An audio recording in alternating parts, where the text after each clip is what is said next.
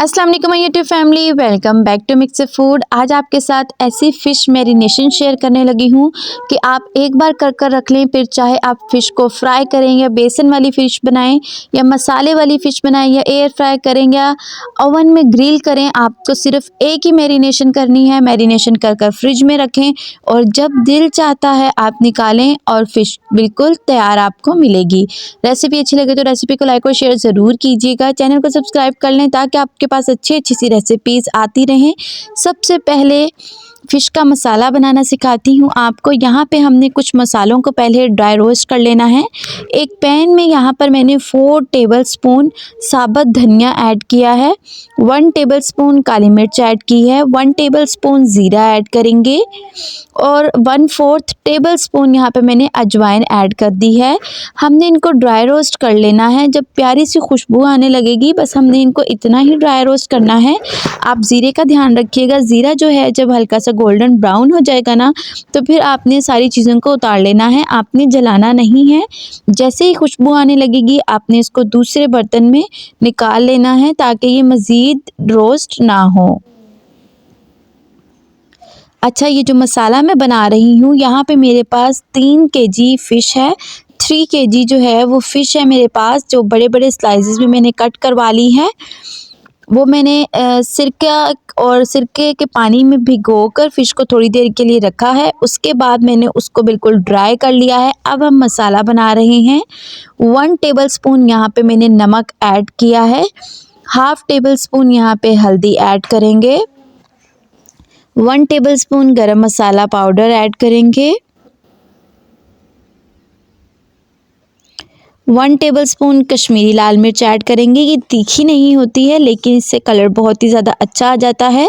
और 1 टेबलस्पून ही यहाँ पे मैंने ऐड की है जो हम घर में सुर्ख मिर्च का पाउडर इस्तेमाल करते हैं वो ऐड करेंगे।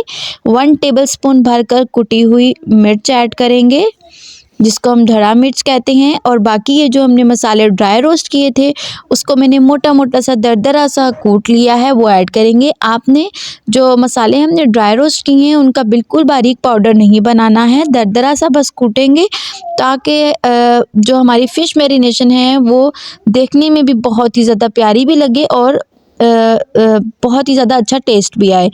अच्छा, अब ये जो मसाला है इसकी खुशबू इतने मज़े की थी कि मैं आपको क्या ही बताऊँ। अब ये जो ड्राई मसाले हैं ना आप इनको सेव भी कर सकते हैं। जब आपने फ़िश को मैरिनेट करना है सिर्फ अब मैं इसके अंदर 2 टेबलस्पून अदरक लहसुन का पेस्ट ऐड करूँगी और 3 से 4 लेमन है उनका रस ऐड कर दूँगी।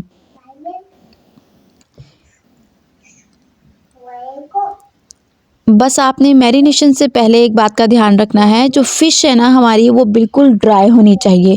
आप 3-4 घंटे के लिए उसे किसी भी टोकरी में डाल के रख दें, ताकि स्ट्रेनर में डाल दें ताकि जो पानी है वो बिल्कुल निचड़ जाए। उसके बाद आपने फ़िश को मैरिनेट करना है।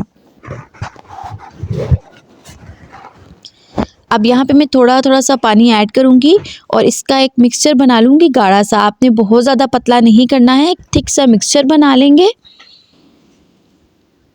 फ़िश को आपने पहले सिरके वाले पानी में भिगो के रख देना है ताकि उसकी स्मेल दूर हो जाए और फिर उसे स्ट्रेनर में रख देंगे ताकि वो ड्राई हो जाए। जब फ़िश बिल्कुल ड्राई हो जाएगी तो आपने फिर उसको मैरिनेट कर देना है। अब ये देखेंगे फ़िश है यहाँ पे मैंने इस स्ट्रेनर में डाल के इसको रख दिया था। अब ये बिल्कुल ड्राई हो चुकी है। अब हम इसको मैरिनेट करेंगे। सबसे पहले हम फ़िश जो है वो एक बाउल में ऐड कर देंगे। उसके बाद जो हमने मैरिनेशन तैयार की है वो इसके ऊपर डाल देंगे। अच्छे से एक-एक स्लाइस पर ना हमने अच्छे से लगा देनी है मैरिनेशन। और मैरिनेट करते साथ ही आप इसको फ्रीज़र में नहीं रखेंगे, यानी कि ऊपर वाले खाने में नहीं रखेंगे।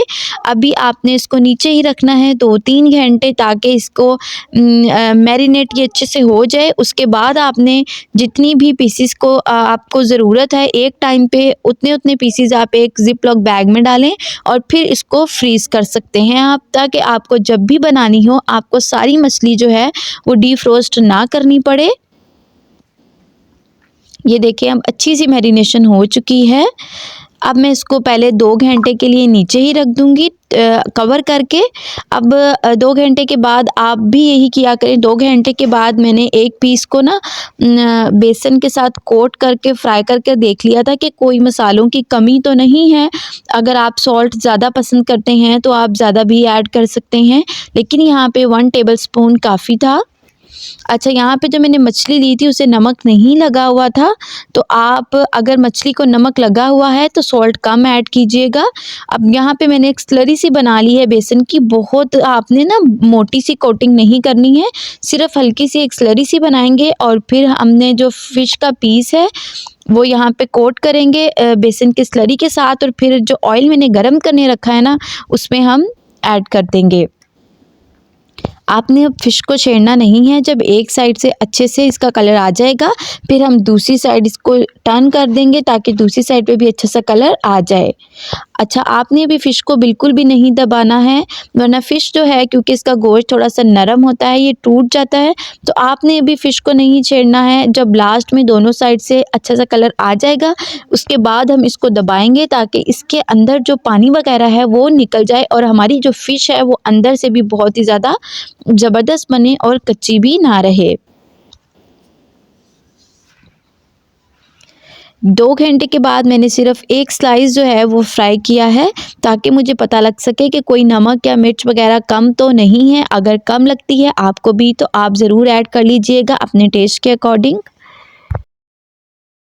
अब यहाँ पे जब दोनों साइड अच्छे से कुक हो जाएंगी, अच्छा सा कलर आ जाएगा, उसके बाद आपने इसको चम्मच की मदद से आहिस्ता-आहिस्ता से दबाना है। ये देखें इसके अंदर अभी बहुत ज़्यादा पानी है, लेकिन ये जो दबाने वाला प्रोसेस है ना ये आपने सिर्फ लास्ट में करना है, स्टार्ट में नहीं करना है। ये देखें अब हमारा बेहतरीन सा जो फ़िश का स्लाइस है वो फ्राई हो चुका है। बस आपने इतना ही गोल्डन ब्राउन करना है, वरना अगर इससे ज़्यादा करेंगे तो जो बेसन की कोटिंग है वो जल जाएगी। और जो फ्लेम है वो आपने मीडियम रखना है, हाई फ्लेम पर फ़िश को कभी भी कुक नहीं करते, वरना जो बाहर से फ़िश है वो बहुत ही जल्दी डार्क ब्राउन कलर पकड़ लेती है और अंदर से कच्ची रह जाती है। फ्लेम को हमेशा आपने मीडियम रखना है। अब मैं आपको इस स्लाइस को तोड़ कर दिखाती हूँ, बहुत ही ज़्यादा ज़बरदस्त था। अभी सिर्फ 2 घंटे हुए हैं मैरिनेशन को, और जो हमारी फ़िश थी वो बहुत ही ज़्यादा ज़बरदस्त बनी थी, बहुत ही अंदर तक जूसी और सॉफ्ट, और ना तो इसके अंदर स्मेल थी और ना ही कोई पानी था। रेसिपी को ज़रूर आपने ट्राई करना है। मिलते हैं अपनी अगली रेसिपी के साथ, तब तक अपना ख्याल रखिएगा।